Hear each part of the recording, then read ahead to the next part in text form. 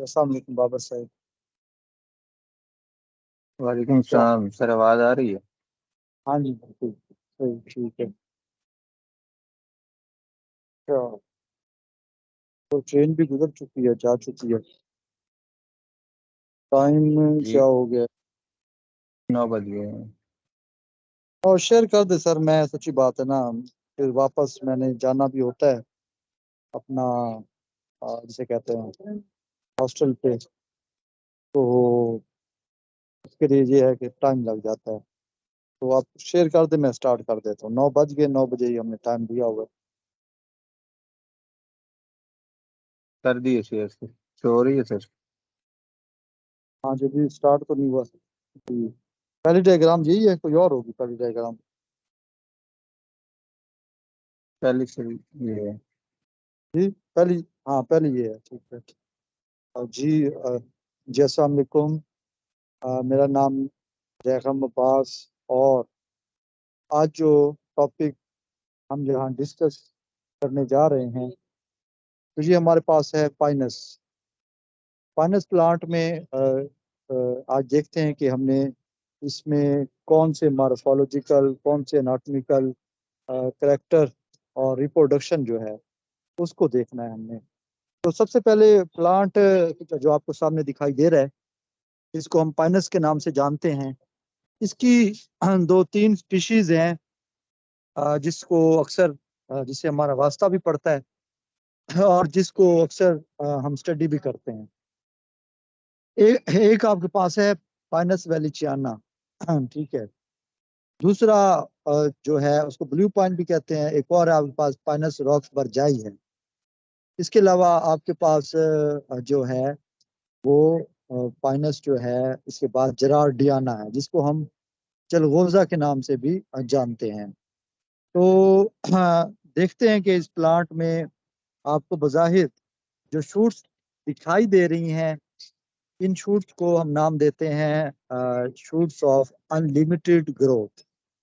तो याद रखिएगा, ये जो प्लांट आपको दिखाई दे रहा है, तो ये उसकी स्पोरोफाइट स्पोरोफाइट जनरेशन है, जिसको हमने रूट, स्टेम और लीव्स में डिवाइड किया। तो हमने इसकी शूट को देखा, तो हमने कहा कि दो तरह के शूट्स हैं। एक है हमारे पास शूट्स ऑफ अनलिमिटेड ग्रोथ या ब्रांचेस ऑफ अनलिमिटेड ग्रोथ। तो जो आपको दिखाई दे रही हैं, तो इनको लॉन्ग ब्रांचेस भी कहते हैं और ब्रांचेस ऑफ अनलिमिटेड ग्रोथ का नाम भी दिया जाता है।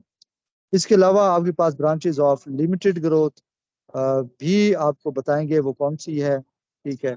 जैसे उसकी पिक्स सामने आएगी, डायग्राम सामने आएगी, तो उसके बारे में आपको बताया जाएगा। तो फिलहाल आप जो है, हम जहाँ पर बात कर लेते हैं ख़ास तौर पे इसकी रूट के हिसाब से। तो जो इसकी रूट होती है, क्योंकि चट्टानों पे या पहाड़ों पे बेशक वहाँ पे सॉइल फॉर्मेशन है, वहाँ पर ये प्लांट ग्रो कर रहे होते हैं।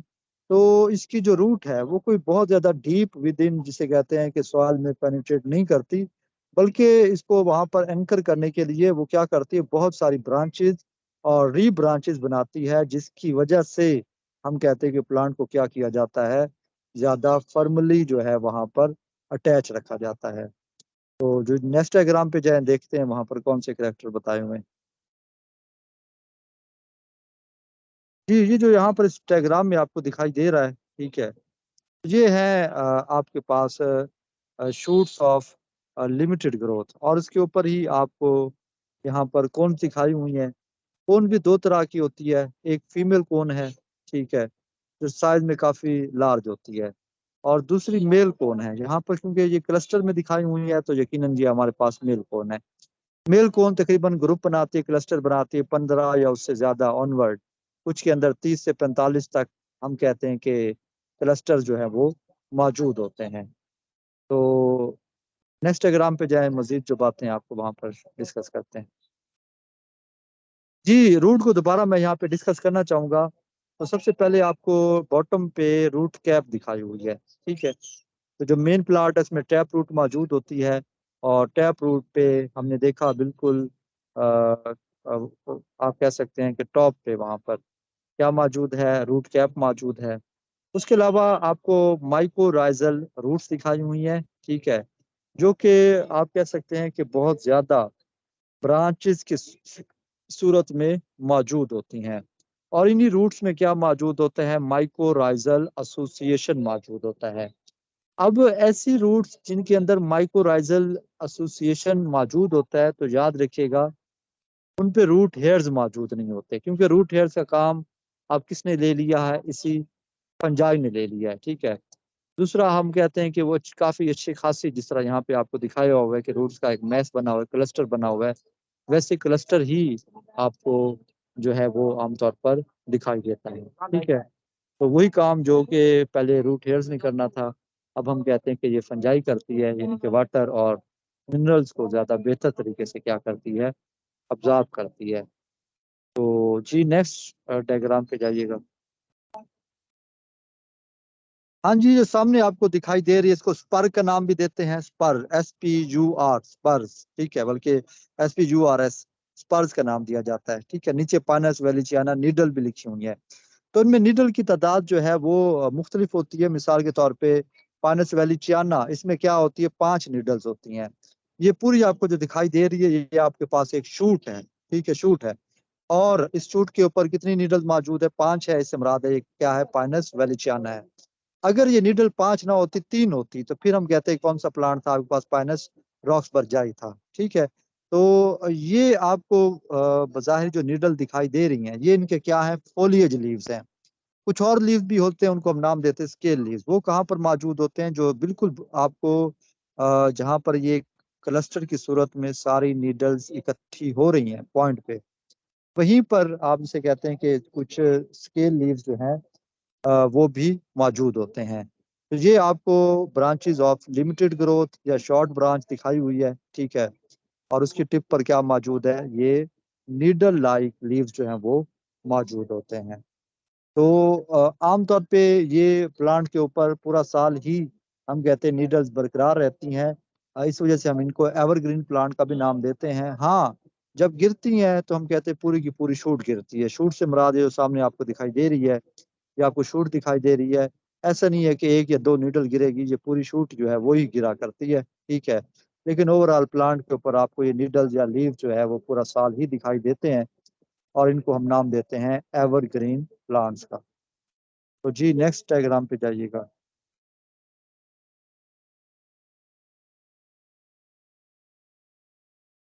हाँ जी, ये यहाँ पर आपको दिखाया हुआ है कि यंग स्टेम दिखाई है पाइनस रॉक्स पर जाएगी। ठीक है। तो यहाँ पर स्टेम के अंदर दिखाया क्या दिखाई दे रहा है, एपिडर्मिस दिखाई दे रही है, कॉर्टेक्स, इसके अलावा रेजन कैनाल्स दिखाई दे रही है, या रेजन पैसेज दिखाई दे रहे हैं। रेजन कैनाल जहाँ से टर्पेंटाइल या दूसरे ऑयल्स वगैरह रिलीज होते हैं, और उसका काम यही होता है कि प्लांट को क्या करना है, बैक्टीरिया और दूसरे जर्म से क्या किया जाता है, महफूज किया जाता है। उसके अलावा कोई इंजरी होती है तो उसको भी क्या किया जाता है, सील किया जाता है। इसी रेजन कैनाल के अंदर जो म्यूसिलेज मौजूद होती है, उसी का ये रोल होता है। सबसे सेंटर में क्या दिखाई दे रही है, सबसे सेंटर में आपको पिथ दिखाई दे रही है। उसके अलावा वास्कुलर बंडल है, जाइलम है, फ्लोएम है। ठीक है। उस पर आगे जाकर बात होगी। जी नेक्स्ट डायग्राम। जिस डायग्राम में देखिएगा आपको वो किसकी थी, यंग स्टेम की। ठीक है। उस पर लिखा होता नीचे, ये क्या है, एक ओल्ड स्टेम है, उसकी आपको नाट में दिखाई हुई है। तो सबसे बाहर एपिडर्मस या क्यूटिकल मौजूद है, फिर कॉर्क है। एपिडर्मस नहीं होगी, वही कॉर्क मौजूद है, क्योंकि आपको पता है कि वुडी प्लांट्स के अंदर एपिडर्मस नहीं होती, बल्कि क्या होती है, बार्क होती है। तो क्यूटिकल है, कॉर्क है, कॉर्केम्बियम है, और उसके अलावा कॉर्टेक्स है। फिर रेजन किनाल आपको यहाँ पर भी दिखाई हुई है। उसके बाद सीव एलिमेंट है, फ्लोएम पैरेन्काइमा है, वास्कुलर बंडल्स हैं।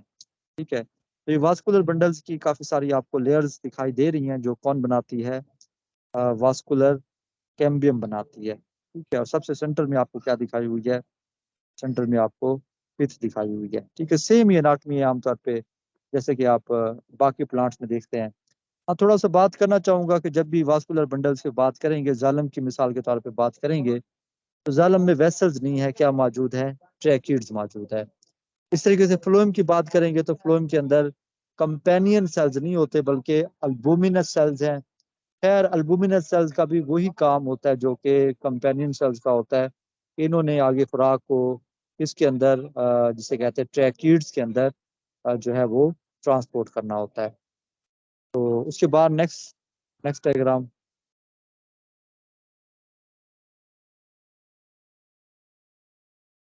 हाँ जी, थोड़ा सा लीफ की एनाटॉमी देख लेते हैं, इसलिए कि ये भी इम्पोर्टेंट है। तो यहाँ पर खास चीज तौर पे जो चीज मैं बताना चाहूंगा कि लीव्स के ऊपर क्यूटिकल तो है, इसके अलावा स्टोमेटा कैसे, संकन स्टोमेटा है। संकन स्टोमेटा से ये बात क्लियर होती है कि जितने ये जिम्नोस्पर्म वगैरह है, ये जीरोफाइटिक प्लांट है, ठीक है। क्योंकि देखिए ये उस इन्वायरमेंट के अंदर मौजूद है जहाँ पर वाटर जो है वो शॉर्टेज होती है, ठीक है। तो इस वजह से ये इनका जीरोफाइटिक करेक्टर है कि संकन स्टोमेटा मौजूद है। बाकी मीजोफिल दिखाई हुई है, रेजन केनाल है, अल्बुमिनस सेल्स दिखाए हुए हैं, ठीक है। और अच्छा, एक और चीज भी आपको यहाँ पर दिखाई देगी, इधर यहाँ पे मेंशन नहीं किया हुआ, वही ट्रांसफ्यूजन सेल्स, ठीक है। ट्रांसफ्यूजन सेल्स जो है वो भी आपको दिखाई देंगे कि वो क्या करते हैं कि लीव्स के अंदर ही फर्दर जिसे कहते हैं कि जो आमतौर पे ट्रांसपोर्ट की जाती है वाटर की या फूड की, तो उसके लिए वो जो है स्पेशलाइज होते हैं, ठीक है। ऐसे प्लांट जिनके अंदर वास्कुलर बंडल्स हम कहते हैं कि ज्यादा बेहतर तरीके से डेवलप नहीं हो सकते, या आप इनको ये कह सकते हैं कि जिनके अंदर ब्रांच विनेशन नहीं होती, उनके अंदर आमतौर पे आपको ट्रांसफ्यूजन टिश्यूज जो है वो दिखाई देंगे। ताकि एक मेन मिडरिप तो मौजूद है, मतलब एक मेन मिडरिप मौजूद है, तो अगर उसके साइड्स पे इधर उधर खुराक को ट्रांसपोर्ट करना है, तो वो इनके अंदर ट्रांसफ्यूजन सेल जो है, ट्रांसफ्यूजन टिश्यूज जो है वो मौजूद होते हैं। और दरमियान में क्या दिखाया हुआ है, वही फ्लोएम दिखाया हुआ है, पेरिसाइकल एंडोडर्मिस। हाँ, याद रखिएगा कि लीव्स के अंदर भी आपको दिखाई हुई है एंडोडर्मिस पेरिसाइकल। तो जब हम स्टेम के नाट में देख रहे थे, तो वहां पर आपको लिखा हुआ दिखाई देगा कि यहाँ पर एंडोडर्मिस और पेरिसाइकल मौजूद नहीं होती, लेकिन रूट्स के अंदर आपको मल्टी लेयर पेरिसाइकल, इसके अलावा एंडोडर्मिस भी आपको लाजमी तौर पर रूट के अंदर दिखाई देगी। तो नेक्स्ट डायग्राम पे जाइएगा।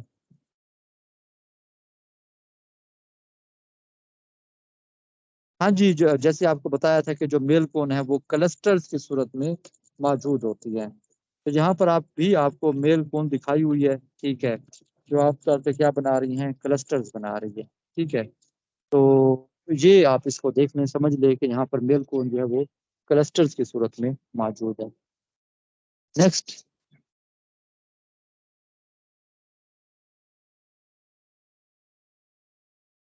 हाँ, इसी की थोड़ा डेवलपमेंट आपको बता देते हैं कि किस तरीके से डेवलपमेंट होती है। तो याद रखिएगा, जो मेल कोन है जो आपको दिखाई है, मुझे चाहिए था कि एक और स्ट्रक्चर भी आपको दिखा देते। खैर, आप इसको समझ लीजिएगा कि जो कोन है उस पे क्या मौजूद होते हैं, माइक्रोस्पोरोफिल्स मौजूद होते हैं, ठीक है।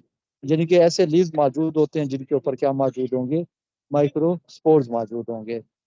तो यहाँ पर देखिएगा कि उन्हीं लीव्स की आप कह सकते हैं अंडर सरफेस पे, ठीक है, अंडर सरफेस पे हाइपोडर्मल जो सेल्स हैं वो डिवाइड करते हैं। डिवाइड करने के बाद उन्होंने क्या बनाना है, उन्होंने यही जिसे कहते हैं कि मतलब है जो माइक्रोस्पोर बनाने हैं।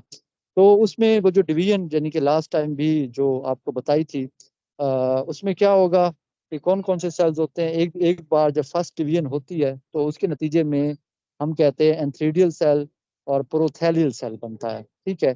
तो जो प्रोथैलियल सेल है फर्दर वो डेवलपमेंट से नहीं गुजरेगा, और जो एंथ्रीडियल सेल है उसने डेवलपमेंट से गुजरना है। तो वो क्या करेगा, डिवाइड करके फिर वैसे ही एक जनरेटिव सेल बनाएगा, दूसरा ट्यूब सेल बनाएगा। जो ट्यूब सेल है उसने क्या बनानी होती है, पोलन ट्यूब बनानी होती है। जो जनरेटिव सेल है उसने क्या करना होता है, स्टार्क सेल और बॉडी सेल बनाना है, ठीक है। और जो बॉडी सेल्स है वो डिवाइड करके दोबारा से फिर क्या बनाएगा, दो स्पर्म बनाएगा। इस तरतीब को आप लोग क्या करें, अच्छे तरीके से याद कर लें, ठीक है। ये जिम्नोस्पर्म में यही तरतीब पोलन ग्रेन में चलती है कि जो पोलन ग्रेन है उसमें उसने बताया हुआ है कि सबसे पहले जो डिवीजन होती है उससे हमने कहा कि एक एंथ्रीडियल और दूसरा प्रोथैलियल सेल बनता है। और बल्कि मैं असल में थोड़ा इस वीक कंफ्यूजन में था, किसी को अपनी वैक्सीन के लिए मैसेज किया हुआ था, तो कुछ बातें जहन में थी वो आपको बताना भूल गया। तो उसको मैं दोबारा से रिपीट करना चाहूँगा कि जब भी ये डेवलपमेंट होती है जिसे कहते हैं कि माइक्रोस्पोर की, ठीक है, या आप ये कह सकते हैं कि इससे पहले मैं आपको खास तौर पे बताना चाहूँगा कि जो मेल के अंदर हमने कहा कि यहाँ पर स्पोर्स की फॉर्मेशन, ठीक है, वो कैसे होती है, दो तीन टर्म्स वहाँ पर। हम खास तौर पर देखते भी हैं, कई बार उस पर बात भी हुई है कि एक आर्किस्पोरियल टिश्यूज होते हैं, ठीक है। आर्किस्पोरियल टिश्यूज के बाद नेक्स्ट हमारे पास क्या होते हैं कि वो डेवलपमेंट से गुजरते हैं और स्पोरोजिनस टिश्यूज बनाते हैं। और जो स्पोरोजिनस टिश्यूज हैं फर्दर वो क्या बनाते हैं, स्पोर मदर सेल बनाते हैं। वो जो स्पोर मदर सेल डिवाइड करते हैं तो उससे क्या बनते हैं, स्पोर्स बनते हैं। तो ये भी तरतीब आपको एज इट इज ही मिलेगी, मतलब आर्किस्पोरियल सेल, उसके बाद स्पोरोजिनस टिश्यू, और उसके बाद क्या बनेंगे, स्पोर्स बनेंगे। ये तरतीब आपको ऐसे ही मिलेगी। यहाँ पर जो आपको बताना चाह रहा था कि जो पोलन ग्रेन है उनकी जो हम कहते हैं कि डेवलपमेंट कैसे होती है, मतलब एक जो माइक्रोस्पोर है, मैं स्टार्ट करूंगा, एक माइक्रोस्पोर है, वो जर्मिनेट करता है, पोलन ग्रेन बनाता है, तो कैसे बनाता है, तो यही तरतीब है जो आपको बताती है। प्रोथैलियल सेल, एंथ्रीडियल सेल, उसके बाद हमने कहा एंथ्रीडियल सेल डिवाइड करता है, ट्यूब सेल बनता है, जनरेटिव सेल बनता है, ट्यूब सेल से पोलन ट्यूब, और जनरेटिव सेल से क्या बनेगा, हमने कहा स्टार्क और बॉडी सेल, और उसके अलावा जो बॉडी सेल है वो डिवाइड करके क्या बना देगा, स्पर्म बना देगा।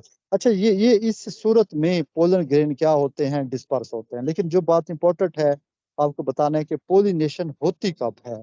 पोलिनेशन आमतौर पे आप कह सकते हैं कि मई का महीना या जून का महीना, ठीक है, उसमें जाकर ये पोलिनेशन होती है। इसके अलावा आमतौर पे पूछा जाता है कि जो मेल कौन है उसकी डेवलपमेंट कब तकरीबन कंप्लीट होती है। हिली एरियाज में जाएंगे तो हम कहते हैं कि फीमेल कौन जो है उसकी डेवलपमेंट कुछ पहले ही हो जाती है, 1 मंथ पहले ही हो जाती है, तो मेल की 1 मंथ बाद में होगी। मतलब फेब के अंदर अगर आप कह सकते हैं आपको फीमेल कौन दिखाई दे रही है, तो मार्च के अंदर आमतौर पे आपको मेल कौन जो है वो दिखाई देना शुरू हो जाती हैं। इसके अलावा ये जो ओवरऑल पोलिनेशन है वो कब होती है, वो आपको बता दिया है, किसी मई के मंथ के अंदर और जून के मंथ के अंदर पोलिनेशन हो जाती है, ठीक है। अच्छा, उसके बाद हमने कहा कि जो फीमेल कोन की तरफ आएंगे, लेकिन एक चीज बता दूं कि जब पोलन ग्रेन गिरते हैं, ठीक है, उसके बाद जो फीमेल कोन है वो अपने आप को क्या कर लेती है, क्लोज कर लेती है, ठीक है।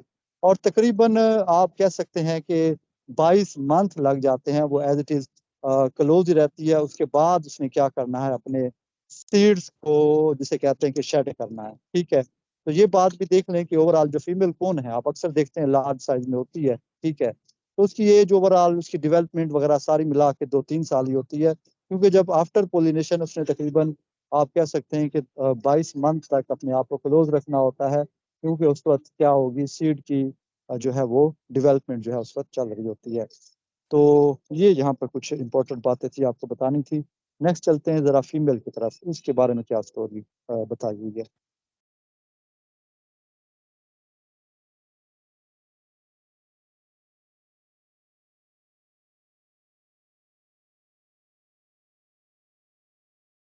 जी, फीमेल कौन दिखाइएगा बाबर साहब।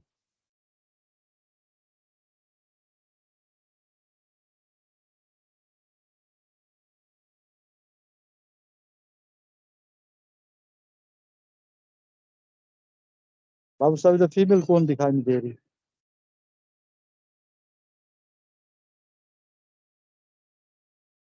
जी सर, अब शो रही है।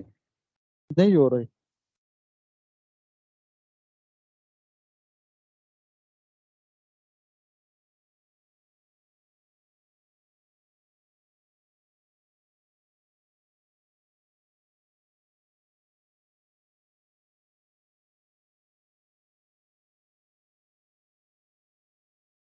एक मिनट सर। दोबारा से शो कर देते। जी सर, अब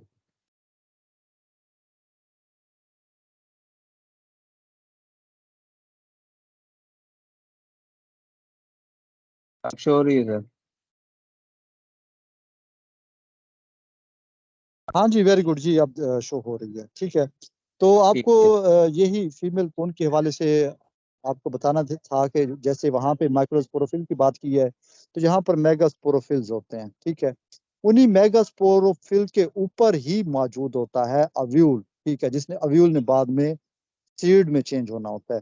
तो यहाँ पर आपको दिखाई दे रहा है कि मेगास्पोरोफिल, ठीक है, या जिसे आप कहते हैं मेगास्पोरेंजियम, मेगास्पोरोफिल के ऊपर क्या मौजूद होता है, मेगास्पोरेंजियम।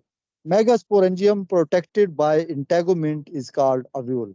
तो ओवरऑल जो यहाँ डायग्राम आपको दिखाई दे रही है, ये किसकी डायग्राम है, एक अव्यूल की आपको डायग्राम दिखाई दे रही है, और इसके गिर्द इंटेगुमेंट मौजूद है, टॉप पे आपको जो डायग्राम दिखाई दे रही है, ठीक है। इसके बाद आपको जर्मिनेटिंग पोलन ग्रेन दिखाई दे रही है। ये भी इम्पोर्टेंट बात है कि जब ऐसा नहीं है कि जैसे पोलन ग्रेन गिरेंगे तो उसी वक्त वो जर्मिनेट करना शुरू कर देंगे। मैंने आपको बताया कि फीमेल कोन की ओवरऑल एज जो है वो 3 एक साल होती है, ठीक है। मतलब जब पोलन ग्रेन गिरे थे तो अभी फीमेल मुकम्मल तौर पे डेवलप नहीं हुई होती। तो फीमेल कोन को डेवलप होने में टाइम लगता है, और तकरीबन आप कह सकते हैं कि 1 साल बाद। आपकी एफएससी की बुक में 15 माह मेंशन होंगे मेरे ख्याल से, लेकिन यहाँ पे बुक्स में 1 साल लिखा हुआ है कि पोलिनेशन के 1 साल बाद फर्टिलाइजेशन होती है। उसकी रीजन ये है कि अभी तक फीमेल कोन जो है वो डेवलप नहीं हुई होती। तो खैर, पोलन ग्रेन जर्मिनेट कर रहे हैं। उसके अलावा आपको न्यूसेलस दिखाई दे रहा है, ठीक है। तो यही जो मेगास्पोरेंजियम है, इसी के लिए ही टर्म यूज होती है किस चीज की, न्यूसेलस की।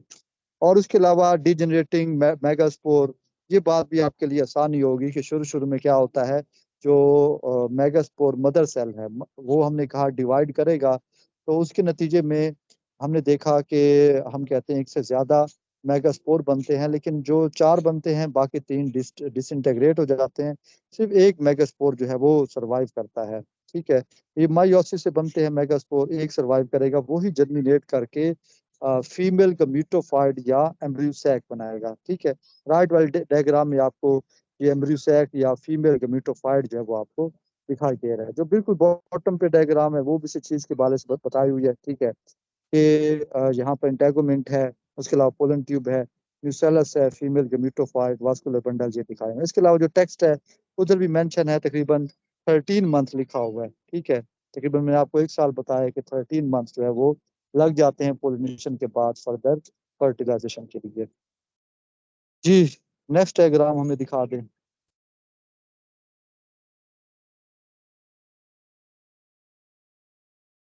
हाँ जी, ये डायग्राम भी आपको वही अव्यूल की ही दिखाई हुई है, ठीक है। बाहर आपको ठीक है, जिसे कहते हैं कि यही अव्यूल किस में चेंज होता है, सीड में चेंज होता है। तो यहाँ पर आप देख सकते हैं कि एक आउटर लेयर मौजूद है जो क्या है, हम कहते हैं फ्लैशी होती है। जो मिडल लेयर है, ये क्या होती है, ये आप कह सकते हैं कि सख्त होती है, ठीक है। उसके बाद इनर फ्लैशी लेयर होती है। तो जो आउटर फ्लैश लेयर है आमतौर पे ये क्या हो जाती है, उतर जाती है, ठीक है। तो हमें जो आमतौर पे जिसे कहते हैं हम चिलगोजा या कोई भी जिम्नोस्पर्म वगैरह हम उनके सीड खाते हैं, तो हमें बाहर वो सख्त किस्म का टेस्टा ही दिखाई देता है। उसके बाहर वाली जो फ्लैश लेयर होती है वो क्या हो चुकी है, उतर चुकी होती है, ठीक है। तो जो बाहर हमें सख्त दिखाई दे रही होती है उसी को टेस्टा का नाम देते हैं। और उसके बाद अंदर जो है टैगमन मौजूद होती है, वो फ्लैश लेयर होती है। खैर, मजीद आपको यहाँ पे माइक्रोपाइल दिखाया हुआ है और आर्कीगोनिया दिखाई हुई हैं।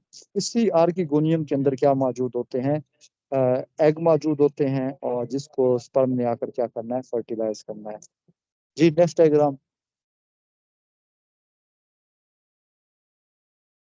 जी, ये देख लीजिएगा कि हमने कहा कि ओवरऑल यानी कि आपको फर्टिलाइजेशन भी बता दी, ठीक है। अब ये देखते हैं कि उसके अंदर जो एम्ब्रियो होता है उसकी फॉर्मेशन कैसे होती है, ठीक है। फर्स्ट ऑफ ऑल हमने कहा जैसे कि सेल डिवाइड करते हैं, पहले 4 रोज ऑफ सेल्स बनते हैं, ठीक है। जो 4 रोज ऑफ सेल बनते हैं हम कहते हैं कि वो हॉरिजेंटली फर्दर डिवाइड करेंगे, तो उसके नतीजे में 2 टायर्स ऑफ सेल बनेंगे। हर एक टायर में क्या होंगे, हम कहते हैं 4 सेल होंगे, मतलब टोटल 8। जो ऊपर वाले 4 है वो फर्दर किसी काम के नहीं होते, ठीक है, या फर्दर किसी डिवीजन में पार्टिसिपेट नहीं करते।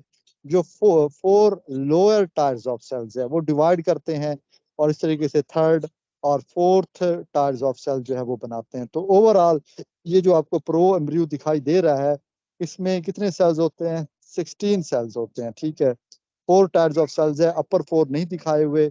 मैंने कहा कि वो जो है किसी तरह फर्दर डेवलपमेंट में से नहीं गुजरते, बल्कि वो वहां पर शेड हो जाते हैं, ठीक है। इस वजह से यहाँ पे आपको 3 जिसे कहते हैं कि आपको टायर्स ऑफ सेल दिखाए हुए हैं। सबसे टॉप पे रोजेट एम्ब्रियोज है, उसके बाद सस्पेंसर है। सस्पेंसर का काम क्या होता है, ये एलोंगेट करते हैं और एम्ब्रियो को ओवरऑल आप कह सकते हैं कि आर्कीगोनिया से बाहर निकालते हैं। उसके बाद नीचे क्या मौजूद है, एम्ब्रियोनल टायर मौजूद है, ठीक हो गया। तो ये भी आपको बताना चाह रहा था कि एम्ब्रियो की जो डेवलपमेंट है वो कैसे होती है। नेक्स्ट दिखाइएगा।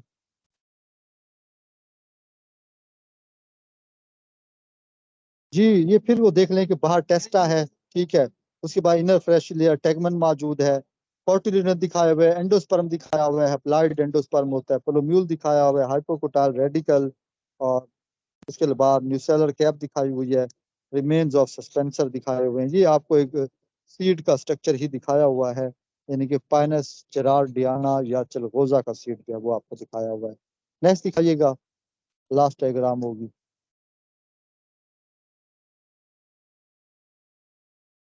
जी एक ये डायग्राम दिखाई हुई है, फिर सेम वही स्ट्रक्चर है, यानी कि आपको टेस्टा होगा, उसके अलावा टैगमन मौजूद है, पोलोम्यूल है, हाइपोकोटाइल रेडिकल है। ये कि कौन सा आपको सीड दिखाया हुआ है, ये हम कहते हैं कि यहाँ पर आपको दिखाया कॉटिलिडन बिल्कुल दिखाए हुए हैं, ठीक है। ये दूसरी स्पीशीज का मेरे ख्याल वेलिचाना का आपको दिखाया हुआ है। तो ये है। उसके बाद नेक्स्ट डायग्राम, लास्ट डायग्राम में लाइफ साइकिल है, वो जरा शो कर दे हमें आप।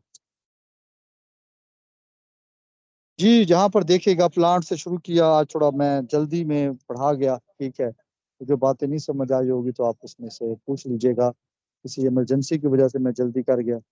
तो यहाँ पर देखिएगा कि आपको प्लांट दिखाई दे रहा है, ठीक है।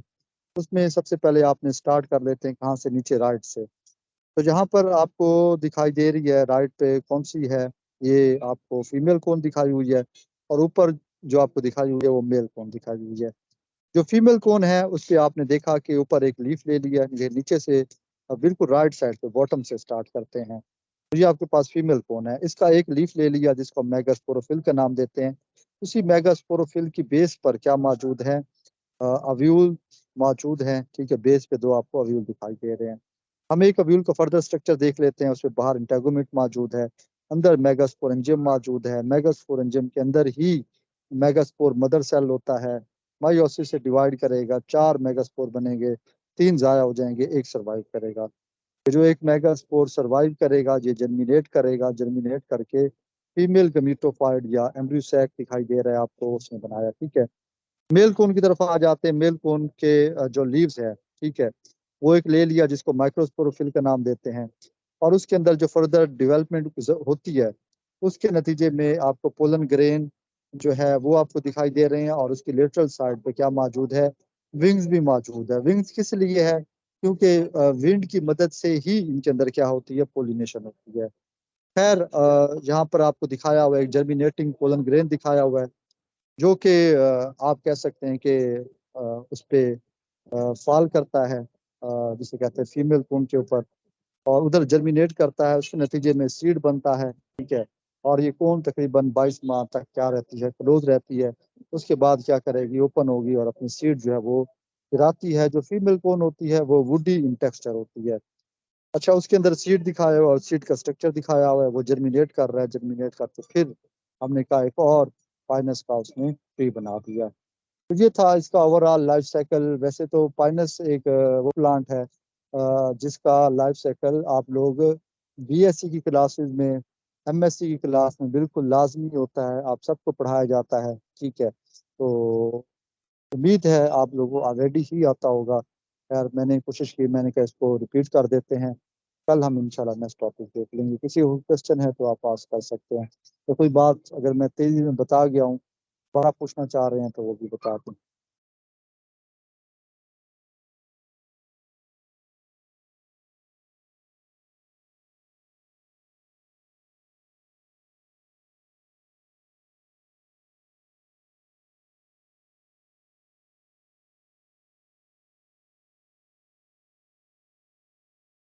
मेरे ख्याल से बाबर साहब क्वेश्चन किसी का नहीं है,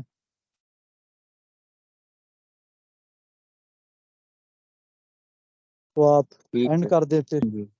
जी सर।